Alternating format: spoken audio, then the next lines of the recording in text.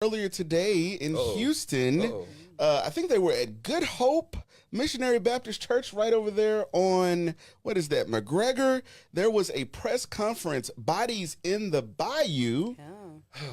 Initially, of course, the mayor and the chief of police came. They said, look, you have nothing to see here, no big deal.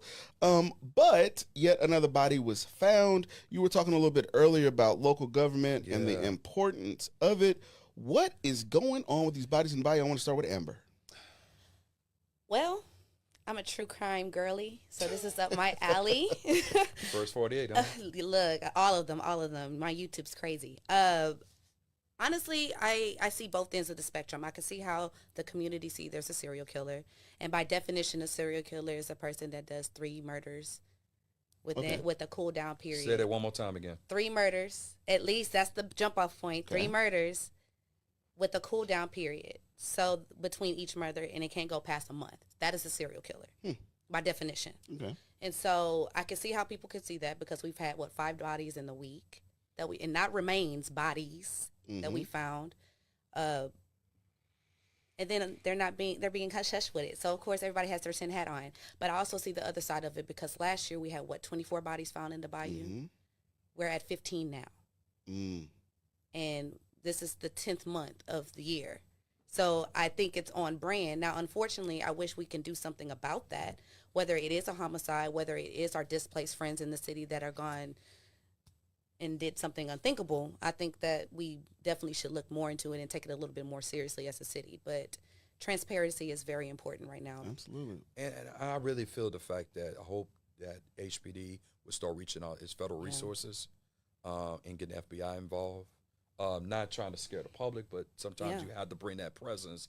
But to make sure the fact that this is really a consistent 1 person, 2 people operation that's going on, because we do have sex trafficking and narrow trafficking that goes on in the city here. That's put that out there. And this is the reason why is that, I've had conversation with Harris County officials, Montgomery County officials right now, is that people there don't have enough police officers, enough presence. And so this is why we have to have some type of level of contract policing. HPD don't do contract policing. The constables and the sheriff department does. And this is why each neighborhood need to beef up, because if there's a presence, the likely of crime goes down to a very minimum, okay? And this is why it's necessary. And right now, people have to be vigilant. They have to protect. And I don't want people to live in fear, but use some common sense. All right.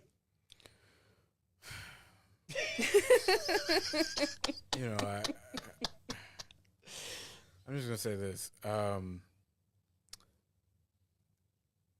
incredibly troubled that these bodies have appeared in this bayou, and don't nobody know anything about how that happened. Yeah. There's no video. Right. There's no surveillance. Absolutely. And I think personally it is somewhat concerning. I didn't even think it was possible. Yeah. That a body could just show up somewhere in the 4th largest city in America and nobody knows how it got there. Right. So one of the things that I want to be doing in Congress is bring and create legislation that will allow for cities to really beef up their surveillance in terms of cameras. We got to get a lot more cameras along our bayous so we can know what's happening, because I don't think it should be possible in a city as big as ours, as advanced as ours, that you can now have, 20 in the last 13 months? You shouldn't be able to have 15. That. It's 15. That's just in the calendar year. Oh, that's just in the calendar year. I'm saying like in the last 12 months, it's been a lot. It's been a lot more than that. It's in the 20s, I believe. 100%. But we do have a lot of, Isaiah and guys, we do have a lot of crime. But the issue, the way the bodies are dropped, if you take the sand jack, if you go out the sand jack can actually flow into the back end of Buffalo Bayou, even you start from Buffalo Bayou way out in West Houston. Well, what I'm saying, it can come in different ways. Well, but then we should have cameras to be able to see when the body starts to show up. How did it get this far and nobody saw anything? Nobody knows anything. Right. Didn't hear anything. And so, look, I don't want, because I know the congresswoman in the back of my head, it's like, Isaiah, make sure you use your words very carefully.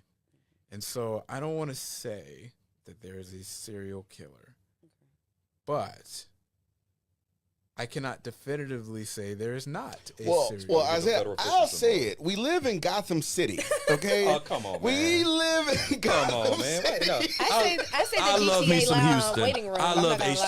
HTX. I love HTX. Yeah. Gotham? Come on, man. Gotham Where is you crazy, from? man. Where you from, That man? is crazy. Where you from? Listen, have y'all not been paying attention? Where you from? I'm born and raised right here. In How fact, you gonna hate, man? In fact, I grew up on come Selinsky. I grew up on Selinsky. Oh, What you know about oh, 5638 oh, Selinsky, man. Christmas Gotham Village, is next to crazy. Foxwood. So I know Gotham when I see it. That's Okay. what they call that. Not the Houston in the bottom. 90s Not was the bottom. Gotham. What they call the dead Yeah, end? Right. The dead There end. you go. Oh, you from the Dead dead end. end? You already know. Oh man. There you go. Houston in the 90s was a little Gotham-ish. There you go. I want to acknowledge He some from the of the dead end. Nah, I can't say nothing no more. I Brother, wanna- take my words back. My bad. There you go. I want to.